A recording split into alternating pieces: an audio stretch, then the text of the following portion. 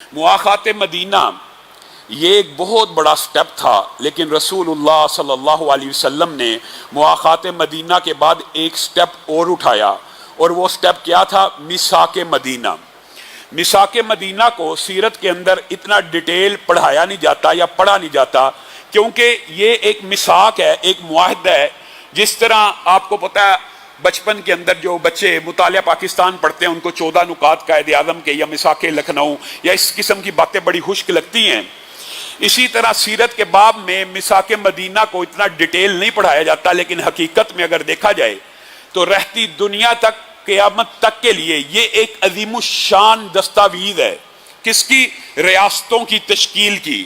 ریاست میں کیا قانون ہوگا، ریاست کی بنیادی اکائیاں کیا ہوں گی، ریاست کن امور کے اوپر مشتمل ہوگی، ریاست میں فرد کی حیثیت کیا ہوگی، ریاست میں اقتدار کی نوعیت کیا ہوگی۔ اگر یہ کہا جائے کہ سب سے پہلی انسانی تاریخ میں اتنی مفصل دستاویز ہے تو یہ بات بے جانی ہوگی۔ آپ نے یونانیوں کا فلسفہ، ارسطو کا فلسفہ، افلاطون کو پڑھا ہوگا، لیکن حقیقت یہ ہے کہ ہم یہ اپنی تاریخ سے آشنا صحیح معنوں میں نہیں ہے، اس لیے ہمیں یونان کا فلسفہ اٹریکٹ کرتا ہے۔ اس کی ریاست کے جو امور ہیں، ان کی جو آپس میں گفتگو ہے، ان منطقیوں اور فلاسفروں کی گفتگو ہمیں اٹریکٹ کرتی ہے۔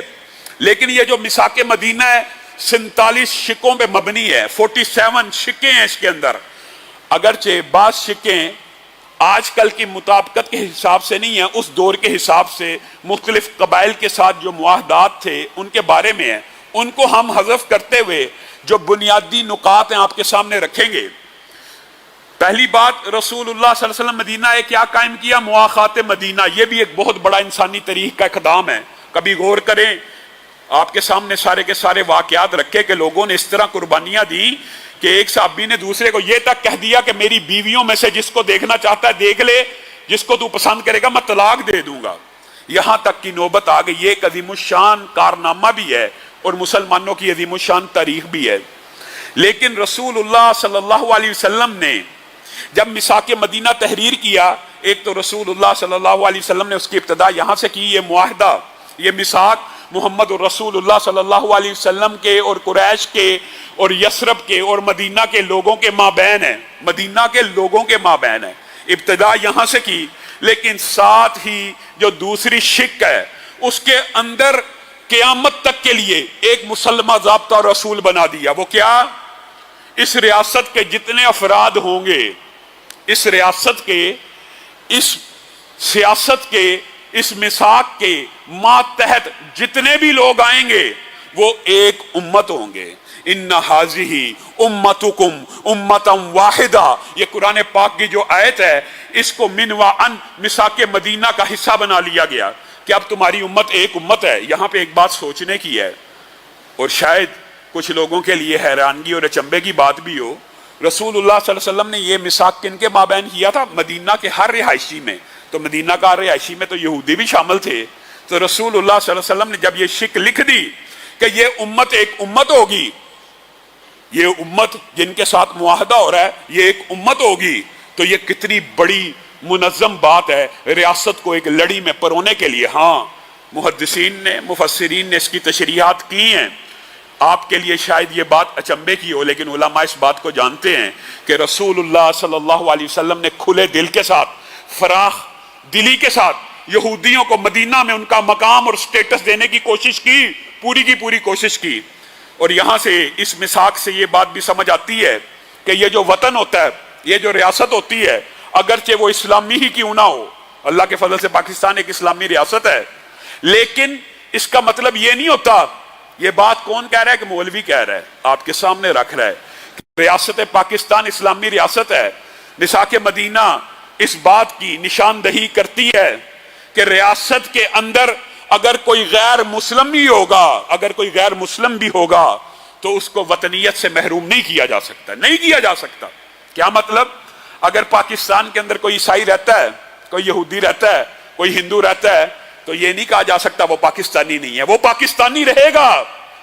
اس بات کا دباچہ رسول اللہ صلی اللہ علیہ وسلم نے رہتی دنیا کے لیے، اسلامی ریاستوں کے لیے ایک منظم ضابطہ آپ کے سامنے پیش کر دیا کہ مدینہ میں رہنے والا عیسائی بھی اسی ریاست کا، مدینہ میں رہنے والا یہودی بھی اسی ریاست کا حصہ ہوگا۔ اس کا مطلب یہ ہے کہ اسلام کی جو بنیادی ریاست ہے اس کے اندر یہ شرط نہیں ہے کہ اس کی ہر رہائشی یا اس کا ہر فرد مسلمان ہو، کوئی شرط نہیں ہے۔ ہاں، رسول اللہ صلی اللہ علیہ وسلم نے اس سے آگے جو باتیں کی ہیں، پہلی بات تو مسلمانوں کو آپ دیکھیے، اوس اور حضرج آپس میں دشمن تھے، ایک کر دیا۔ اب انصاریوں میں سے اوس اور حضرج ایک ہو گئے، اور انصار اور قریش مل کے ایک ہو گئے، مواخات بھی کر دی، اور ساتھ میں یہ بھی کہہ دیا ان ھذہ امتکم امۃ واحدہ، یہ اب آج کے بعد مسلمان ایک امت ہوں گے۔ وَكَذَلِكَ جَعَلْنَاكُمْ أُمَّةً وَسَطًا، اللہ تعالیٰ نے بھی کہہ دیا، پھر اللہ نے یہ بھی کہہ دیا كُنْتُمْ خَيْرَ أُمَّةٍ أُخْرِجَتْ لِلنَّاسِ، اللہ تعالیٰ نے مسلمانوں کو ایک لڑی میں ایسے پرونے کا درس دیا کہ کوئی مسلمان کابل کا ہو، کوئی مسلمان چین کا ہو، کوئی مسلمان سعودیہ کا ہو، کوئی مسلمان پاکستان کا ہو۔ آج وطنیت کے اندر تو ہم تقسیم ہیں، لیکن امت ایک ہے، چاہے وہ افغانی ہو، چاہے ترانی ہو، چاہے ایرانی ہو، چاہے سعودی ہو۔ اگر کلمہ ایک ہے، رسول ایک ہے، پیغمبر ایک ہے، قرآن ایک ہے، تو امت بھی ایک ہی ہے۔ اس امت کا تو جنازہ ہم پڑھ چکے، 54 اسلامی ممالک، 56 57 آج کل اسلامی ممالک ہیں۔ یہ جو وطنیت ہے نا، اس حد تک پہنچنا کہ ایک مسلمان کا کسی دوسری اسلامی ریاست میں قدم رکھنے کے لیے پاسپورٹ اور ویزا چاہیے، اس کے اوپر بھی مسلمانوں کو غور کرنا چاہیے کہ ایک امت کا درس کہاں کھو گیا۔ یہ ایک امت تھی، رسول اللہ صلی اللہ علیہ وسلم نے میثاق مدینہ میں تمہیں مجھے ہر ایک کو ایک امت بتایا، آگے جا کے یہ بھی مساوات قائم کی، کسی عربی کو کسی اجمی پر، کسی گورے کو کسی کالے پر۔ رسول اللہ صلی اللہ علیہ وسلم نے میثاق مدینہ میں جو اکائیاں ریاست کی بنائی ہیں وہ بہت اہم ہیں، کسی کالے کو کسی گورے پر۔ بلال بھی تو پاس تھے، قریشی سرخ و سفید بھی تو ساتھ ہی تھے۔ رسول اللہ نے کہہ دیا کسی گورے کو کسی کالے کے اوپر کوئی فضیلت نہیں، ان اکرمکم عند اللہ اتقاکم۔ فضیلت کا اسلامی ریاست میں ایک ہی معیار ہوگا، اسلامی ریاست کا جو بشدہ زیادہ نیک ہوگا، جو زیادہ متقی ہوگا، اس کی زیادہ عزت کی جائے گی۔ جو زیادہ متقی ہوگا، جو زیادہ پرہیزگار ہوگا، اس کی عزت ہوگی۔ یہ نہیں دیکھا جائے گا سرخ اور سفید ہے اس کی زیادہ عزت ہوگی، وجیہ ہے، امیر ہے اس کی زیادہ عزت ہوگی، نہیں۔ چاہے کوئی مفلوق الحال ہو، چاہے کوئی غریب وطن ہو، چاہے کوئی پست قامت والا ہو، چاہے کوئی کالی رنگت والا ہو، رسول اللہ معراج سے تشریف لا کے امت کو یہ سبق دے رہے ہیں۔ اے بلال، 7 آسمانوں میں جبریل میرے ہمراہ تھے۔ ایک مقام ایسا بھی آیا تھا جبریل کو آگے جانے کی اجازت نہیں تھی ملی، بلال تیرے قدموں کی آہٹ میں نے وہاں پہ سنی تھی۔ یہ امت کو کیا پیغام دیا جا رہا ہے کہ تقوی، نیکی، پرہیزگاری کے اندر جو آگے ہوگا، امت میں بھی وہی آگے ہوگا، امتیوں میں بھی وہی قابل عزت اور قابل تکریم ہوگا۔ پھر رسول اللہ صلی اللہ علیہ وسلم نے اس امت کی آگے تشریحات بھی کثرت سے کر دی۔ میرے بھائیوں، آپ نے وہ واقعہ نہیں دیکھا کہ مصعب ابن عمیر ہیں، قیدی کو باندھنے کے لیے کہہ رہے ہیں اس کو ذرا کس کے باندھنا، اس کو ذرا سختی سے باندھنا۔ وہ بھائی تھا، سگا بھائی تھا، ماں جایا بھائی تھا۔ کہا مصعب، اسلام نے تجھے اتنا سنگ دل کر دیا، اپنے سگے ماں جائے بھائی کو نہیں پہچانتا؟ ایک ماں ہے تیری اور میری، اپنے ماں جائے بھائی کو نہیں پہچانتا؟ مصعب نے کہا نہیں پہچانتا، میرا بھائی تو نہیں بلکہ وہ ہے جو تجھے باندھ رہا ہے۔ یہ ہے اسلام، یہ ہے امت۔ یہ سبق کہاں پہ کھو گیا؟ یہ امت خرافات میں کھو گئی۔ یہ امت نہیں رہی، امت تو اب مرحوم ہو چکی۔ اب ہر کوئی وطن کے دائرے کار کا پابند ہے، اور وطن کے اندر بھی رسول اللہ صلی اللہ علیہ وسلم نے جس غیر جانبداری کے ساتھ یہودیوں کو اس ریاست کا حصہ ماننا، اس ریاست کا فرد ماننا، یہ یہودی تھے کہ جنہوں نے رسول اللہ صلی اللہ علیہ وسلم کی اس عزت کا اکرام نہیں کیا۔ میرے بھائیوں، اس معاہدے کے اندر بہت سی شکیں قابل توجہ ہیں۔ ان 47 شکوں میں صرف چند آپ کے سامنے رکھوں گا۔ ان میں سے ایک یہ بھی ہے، 14ویں نمبر شک ہے، اور وہ کیا ہے؟ کوئی مسلمان کسی مسلمان کے خلاف کسی کافر کی مدد نہیں کرے گا۔ بتائیے یہ شک کہاں ہو گئی؟ یہ میثاق مدینہ ہے، اسلام کی پہلی دستاویز، معاہدہ عمرانیات کے تحت، معاشروں کے تحت، ریاستوں کے تحت سب سے پہلا میثاق جسے رسول اللہ نے قلم بند کیا اس کی یہ شک تھی، کوئی مسلمان کسی مسلمان کے خلاف کسی کافر کی مدد نہیں کرے گا۔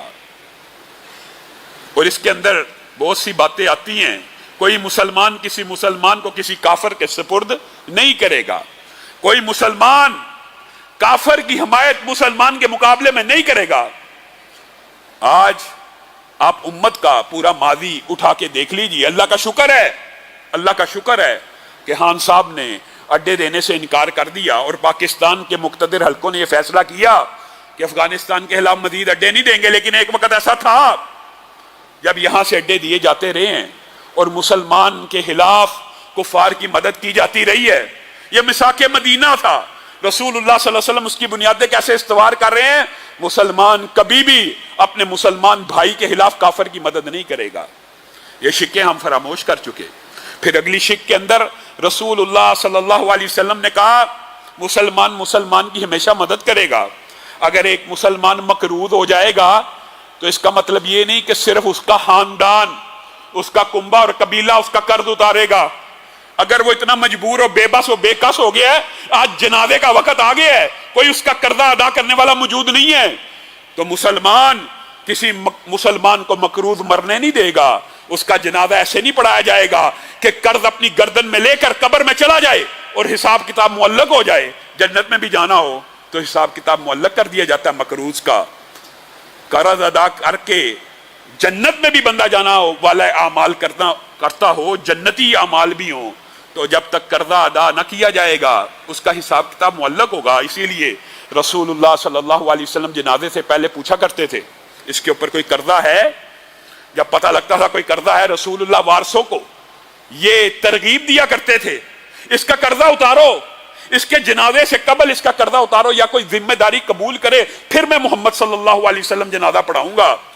آج مسلمان امت، یقین مانیے، آج تو ایسے ایسے واقعات ہیں، کچھ عینی واقعات بھی ہیں، بات آئی ہے تو کئی جنازے پڑھائے ہیں، کچھ بات کریں تو تلخ ہو جاتی ہے۔ ایسے ایسے واقعات ہیں، سگے بیٹے، اپنے وارث سگے بیٹے باپ کا قرضہ اتارنے کے لیے تیار نہیں ہے۔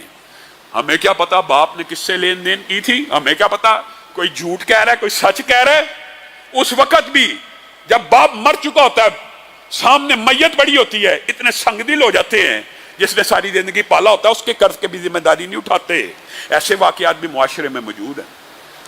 اور حضرت عمر نے بھی تو وصیت کی تھی نا، صرف میرے گھر والوں سے نہیں، قبیلہ عادی سے بھی پوچھنا، قریش سے بھی پوچھنا۔ اسی میثاق کو رسول اللہ نے تحریر کروا دیا۔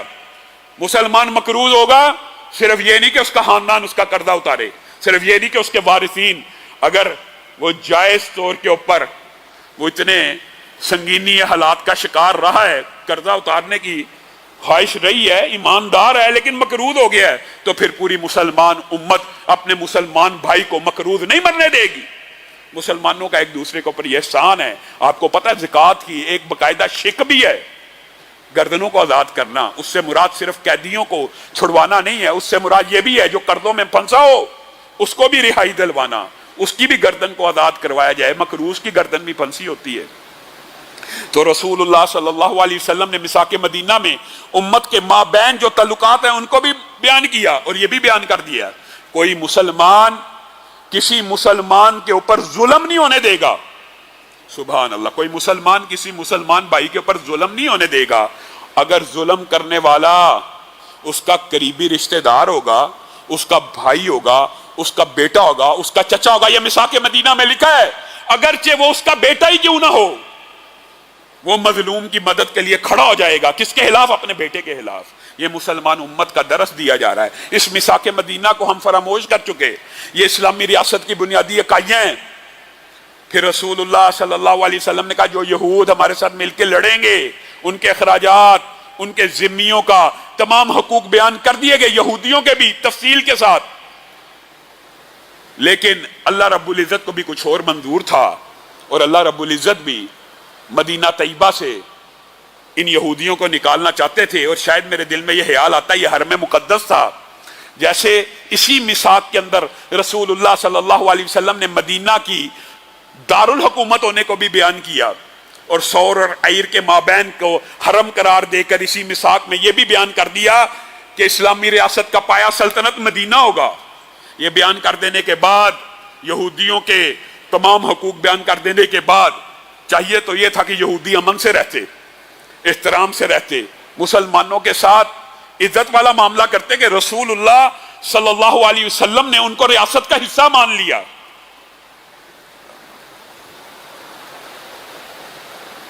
حتیٰ کہ ان کو مسلمان امت کے اندر جگہ دے دی، لیکن یہودی اپنے بغض اور حسد سے اور کینے سے باز نہیں آئے۔ حضرت صفیہ خود بیان کرتی ہیں میرا چچا اور میرا باپ کٹر یہودی تھے۔ رسول اللہ صلی اللہ علیہ وسلم کی بعثت ہوئی تو رسول اللہ صلی اللہ علیہ وسلم کی نشانیاں دیکھنے چلے گئے۔ واقعے کو مختصر کرتا ہوں۔ دیکھ کر واپس آئے تو میں نے اپنے چچا سے اور اپنے باپ سے پوچھا، ہاں جی کیا پایا، کیا دیکھا؟ تو میرے چچا اور میرے باپ آپس میں بڑبڑانے لگے، ہے تو وہی ہے، نبی تو وہی ہے، رسول تو وہی ہے جس کی آمد کا ذکر تورات میں موجود ہے، نشانیاں بھی ساری کی ساری موجود ہیں۔ یہ وہ لوگ ہیں جو جان چکے تھے، جو پہچان چکے تھے۔ حضرت صفیہ کہتی ہیں پھر میں نے پوچھا آپ کا اب اس بارے میں کیا خیال ہے، ان کے اوپر ایمان لے کے آئیں گے؟ تو میرا باپ اور چچا غصے سے منہ پھیر کے کہنے لگے، عداوت کی، بغض کی اور نفرت کی اور مخالفت کی دیواروں کو قائم کر دیں گے، کبھی اس کے اوپر ایمان نہیں لے کے آئیں گے کہ اسحاق کی اولاد میں سے نہیں آیا، اسماعیل کی اولاد میں سے آ گیا۔ یہ ہے وہ نفرت، یہ ہے وہ بغض جو یہودیوں نے اتنے اعزازات کے باوجود رسول اللہ صلی اللہ علیہ وسلم سے برتا، اور اسی پر بس ہے۔ آپ حیران رہ جائیں گے، عبداللہ بن سلام کا آپ سب نے نام سنا ہوا ہے۔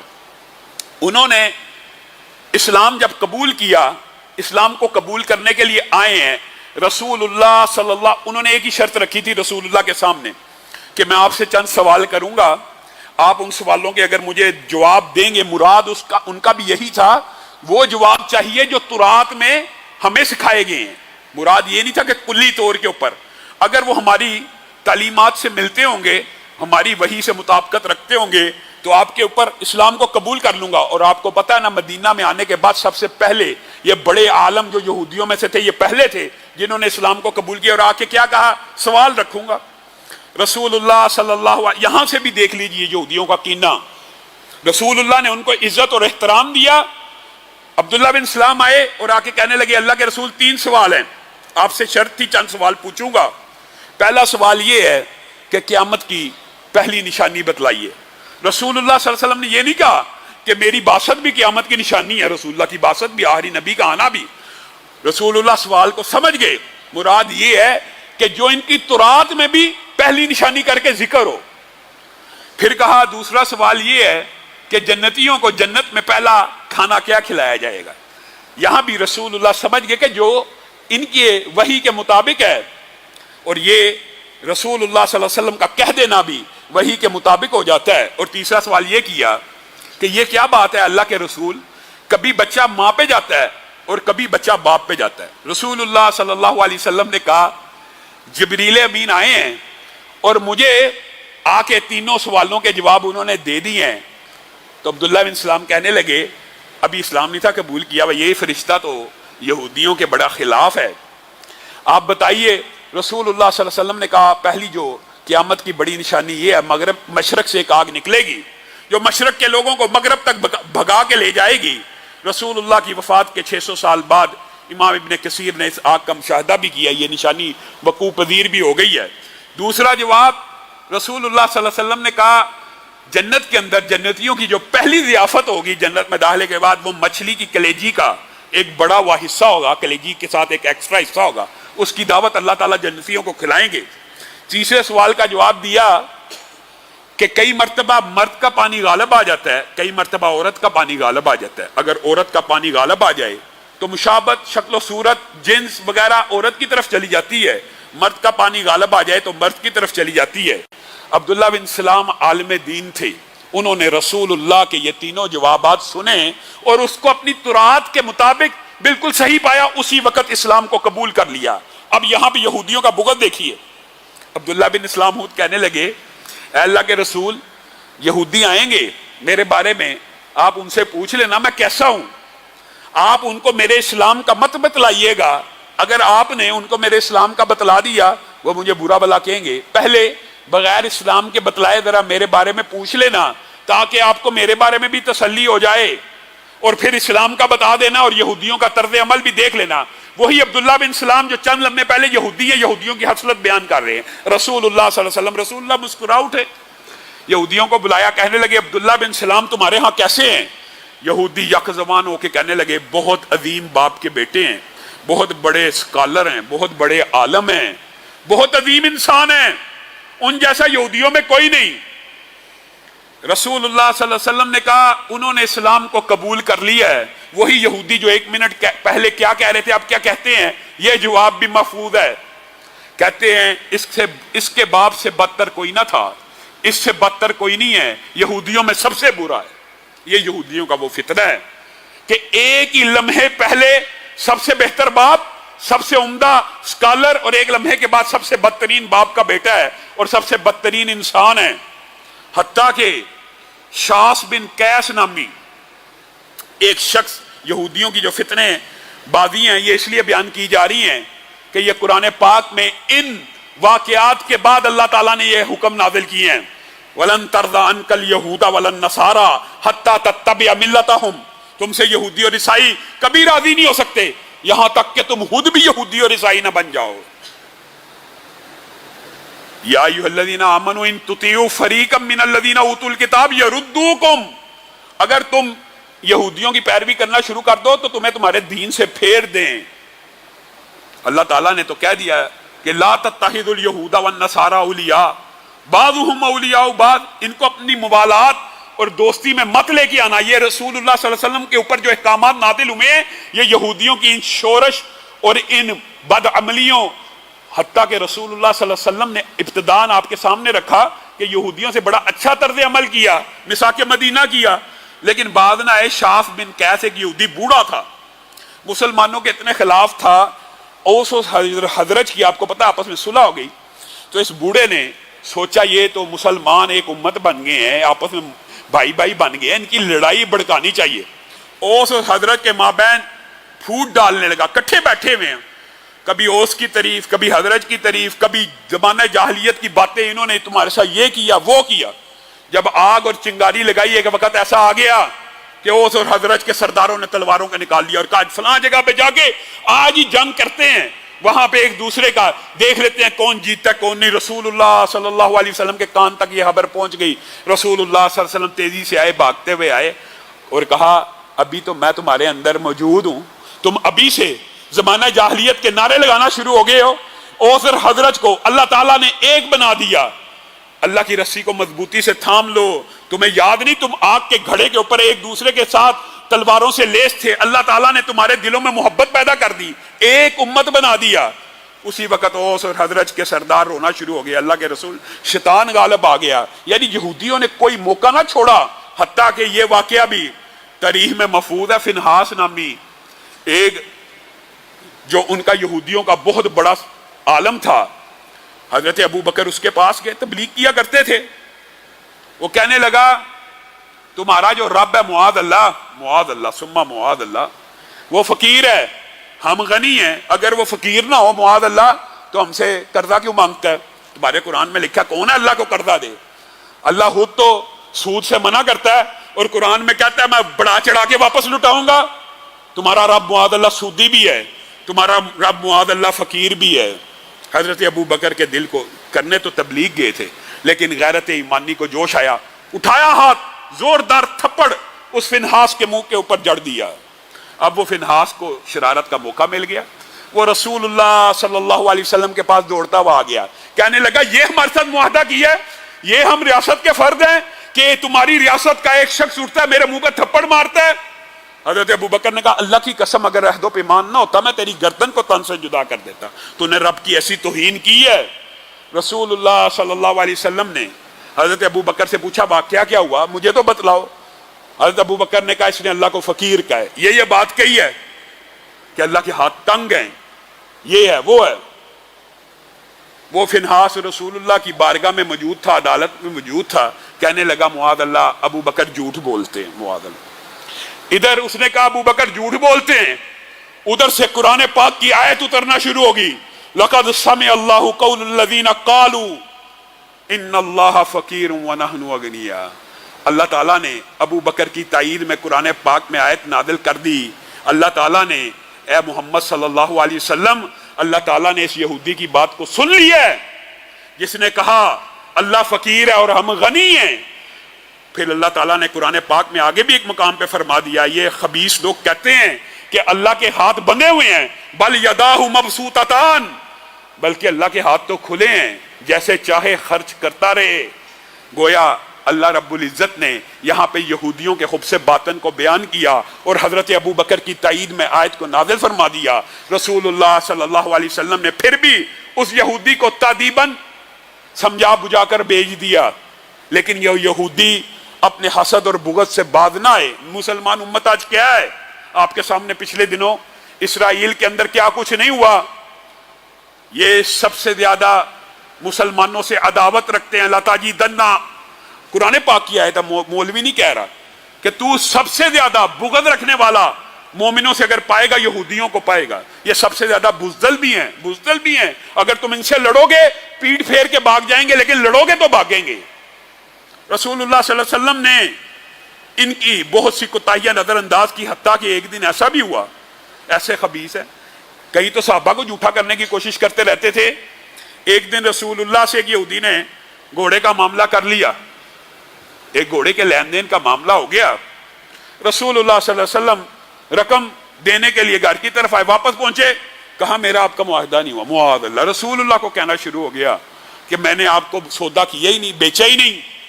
رسول اللہ صلی اللہ علیہ وسلم نے کہا کون ہے جو میرا گواہ بنے گا؟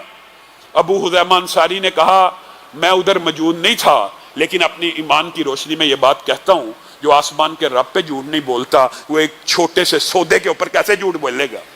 کیسے جھوٹ بول سکتا ہے؟ اسی وقت رسول اللہ صلی اللہ علیہ وسلم نے کہا حذیمہ تو سودے کے وقت موجود نہیں تھا، تو کیسے گواہی دے رہا ہے؟ انہوں نے یہ ساری تشریحات رسول اللہ صلی اللہ علیہ وسلم کے سامنے بیان کی، تو رسول اللہ صلی اللہ علیہ وسلم نے کہا آج کے بعد حذیمہ انصاری اکیلے کی گواہی 2 کے برابر ہوگی کہ اس نے میں محمد صلی اللہ علیہ وسلم کی گواہی دی ہے۔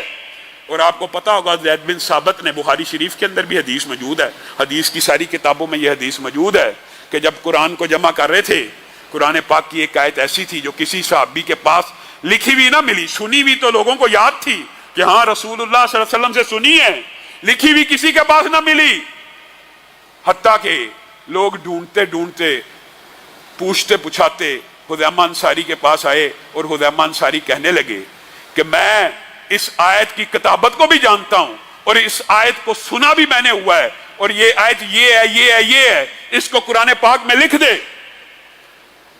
زید بن ثابت کہنے لگے کیسے لکھ دوں، جبکہ ایک قانون اور کلیہ اور قاعدہ بن گیا ہے کہ ہر آیت کی گواہی دینے والے 2 سکہ مسلمان گواہ ہوں گے تو قرآن پاک میں ڈالی جائے گی۔ ابو ہریرہ کھڑے ہوئے کہنے لگے میں گواہی دیتا ہوں، رسول اللہ صلی اللہ علیہ وسلم نے اس صحابی کے بارے میں ارشاد فرمایا تھا کہ اس اکیلے کی گواہی 2 کے برابر ہوگی، اور شاید یہ آج ہی کے دن کے لیے ارشاد فرمایا ہو، کیونکہ قرآن پاک بھی اللہ نے محفوظ رکھنا تھا۔